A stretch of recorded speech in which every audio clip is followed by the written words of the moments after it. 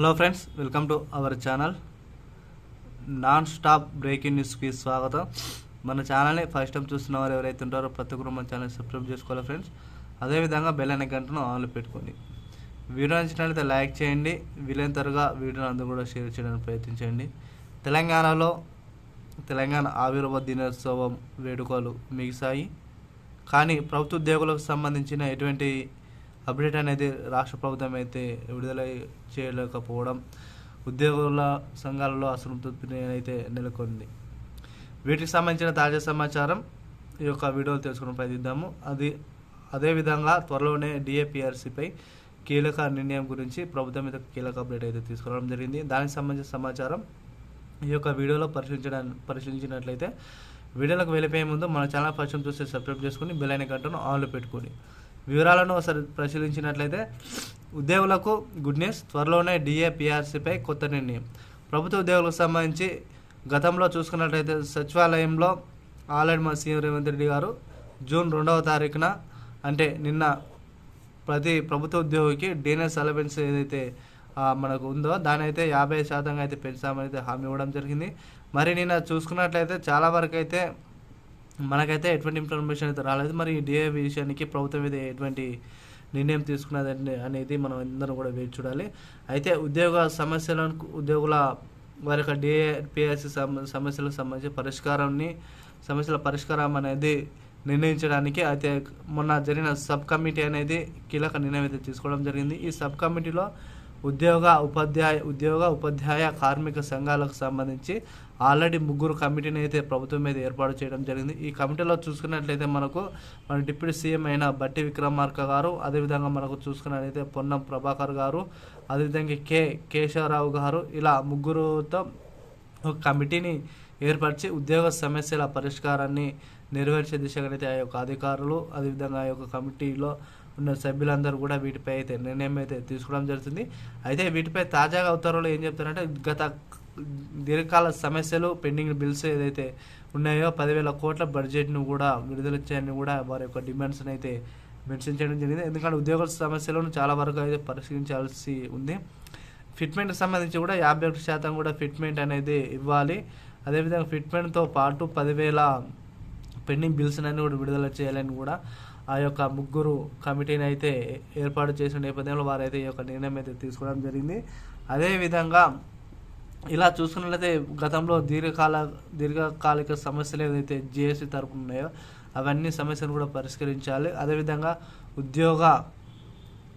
ఉపాధ్యాయ, అదేవిధంగా కార్మిక ప్రభుత్వ ఉద్యోగుల పెన్షన్లకు సంబంధించి ఆరోగ్య పథకం సంబంధించి ఏదైతే ఉన్నాయో ఆరోగ్య పథకం సంబంధించి అందరికీ సమాన వాటాలతో ఉండే విధంగా అయితే ఒక పథకాన్ని అమలు చేయాలని కూడా ఉద్యోగ సంఘాల అధికారుల నుంచి, అదేవిధంగా 3 సబ్ కమిటీలు ఏదైతే ఉన్నాయో వాటి నుంచి ప్రభుత్వానికి అయితే వినతి పత్రాలు, అదేవిధంగా ప్రశ్నలు అయితే ఇవ్వడం జరిగింది. మరి వీటిపై కూడా త్వరలోనే ఈ యొక్క డిఆర్సీ డిఏపిఆర్సీ ఉన్నదో త్వరలోనే వీటిపై కీలక నిర్ణయం అయితే తీసుకోవడం అయితే తెలపడం జరుగుతుంది. ఎందుకంటే ఈ యొక్క సమస్యలు పరిష్కరించిన తర్వాతనే వాటి సమస్యలన్నీ కూడా విడిదించే దిశగా ప్రభుత్వం అయితే ఆలోచన చేస్తూ ఉంది. ఏది ఏమైనా త్వరలోనే అంటే మరో కొద్ది రోజుల్లోనే వీటిపై ప్రభుత్వం అయితే కీలక అప్డేట్ అనేది తీసుకురానున్న నేపథ్యంలో ప్రభుత్వ ఉద్యోగికి డీనెస్ అలవెన్స్ అనేది గతంలో మాదిరిగానే అంటే గత వీడియోలో చూసుకున్నట్లయితే 53% ఏదైతే డిఏ ఉందో దాన్ని మరో 2% పెంచి దాదాపు 55% ఇవ్వాలని మనకు పొన్నం ప్రభాకర్ అయితే ఈ యొక్క వీడియో కాన్ఫరెన్స్లో అయితే చెప్పడం జరిగింది.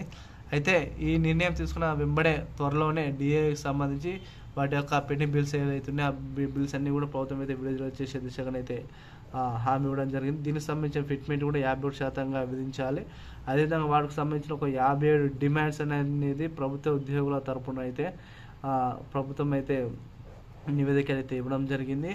ఉద్యోగులకు సంబంధించిన ఒక 50 డిమాండ్లను త్వరగా అంగీకరించి ఉపాధ్యాయ కార్మిక కమిటీ ఏదైతే ఉన్నారో వారికి సంబంధించిన బట్టి విక్రమార్క కానీ, అదేవిధంగా పొన్న ప్రభాకర్ కానీ, కేశవరావు కానీ, ఇలా అధికారులు, మనకు రాజకీయ నాయకులు ఎవరైతే ఉన్నారో మంత్రులు వీటిపై త్వరగా నిర్ణయం తీసుకొని ప్రభుత్వానికి అయితే ఈ యొక్క నివేదికను అయితే అందించేయాలనే ఉద్దేశంతోనే ఈ యొక్క నిర్ణయం అయితే తీసుకోవడం జరుగుతుంది. తెలంగాణలో ఇక నిన్న వీడియోలో చూసుకున్నట్లయితే మనకు కొంతవరకు అయితే డిఏని పెంచుతామని అయితే కొంతవరకు అయితే హామీ ఇవ్వడం జరిగింది.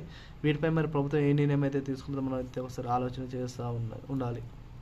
అదేవిధంగా అంగన్వాడీ టీచర్లకు ఈ వీడియో ద్వారా ఒకటి తెలియజేస్తున్నది ఏంటంటే, అంగన్వాడీ టీచర్లకు కూడా దాదాపు వారికి రిటైర్మెంట్ బెనిఫిట్స్ కింద 2,00,000 రూపాయలకు వారికి ఆర్థిక సాయం అందించాలని కూడా మనకు ముఖ్యమంత్రి గారు అయితే తెలపడం జరిగింది. అదేవిధంగా హెల్పర్స్, అంగన్వాడీకి సంబంధించి హెల్పర్స్ ఎవరైతే ఉన్నారో కార్యకర్తలు, వారికి రిటైర్మెంట్కి సంబంధించి ఒక 50,000 నుంచి 1,00,000 రూపాయలను వారికి ఆర్థిక సహాయాన్ని ప్రభుత్వం అందజేసే దిశగా అయితే ప్రభుత్వం అయితే ఆలోచన చేస్తూ ఉన్నది.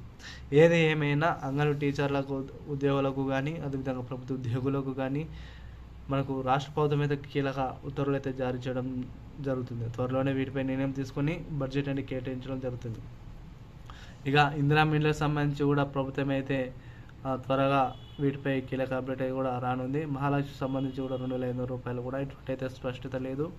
అదేవిధంగా రైతన్నలకు సంబంధించి రైతు భరోసా ఏదైతే ఉందో 4 ఎకరాల నుంచి 10 ఎకరాల వరకు త్వరలోనే వీటిపై కూడా 7,500 రూపాయల బడ్జెట్ను కూడా, అంటే 7,500 రూపాయలను ఎకరానికి సంబంధించిన వారి బడ్జెట్ను కూడా ప్రభుత్వం అయితే విడుదల చేసే దిశగా ఆలోచన చేస్తూ అనడంలో ఎటువంటి సందేహం అయితే లేదు.